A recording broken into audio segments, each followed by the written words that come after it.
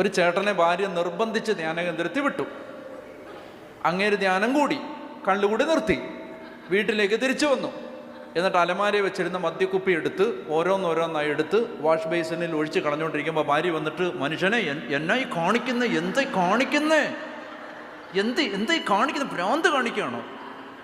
വിടറി, ഞാൻ കുടി നിർത്തിയെന്ന്. നീ വിട് എന്നെ, ഞാൻ കുടി നിർത്തിയെന്ന്. നീയല്ലേ എന്നെ നിർബന്ധിച്ച് പനക്കലച്ഛനെടുത്ത് വിട്ട് ഞാൻ കുടി നിർത്തിയെന്ന്. നിങ്ങൾ കുടി നിർത്തി, അതൊക്കെ ശരി, എനിക്കറിയാം നിങ്ങൾ കുടി നിർത്തിയെന്ന്. ഇത് കളയുന്നത് എന്തിനാ?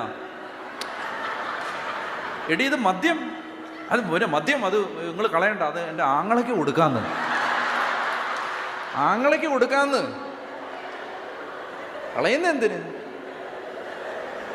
ഒരുപാട് വിശ്വാസികളുടെ മാനസാന്തരം എന്ന് പറയുന്നത്, ഞങ്ങൾക്ക് തേങ്ങയും മാങ്ങയും തന്നാ മതി, ഞങ്ങളെ നന്നാക്കാൻ വരണ്ട എന്ന് കരങ്ങളടിച്ച് കർത്താവിന് നന്ദി പറഞ്ഞേ.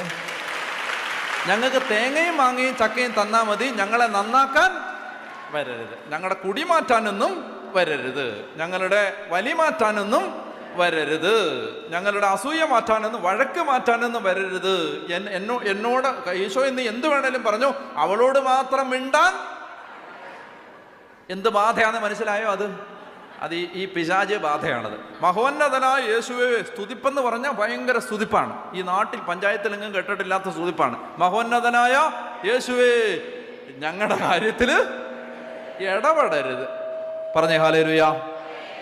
ഞങ്ങളുടെ കാര്യത്തിൽ ഇടപെടരുത്. ഇപ്പൊ പിടി കിട്ടിയോ?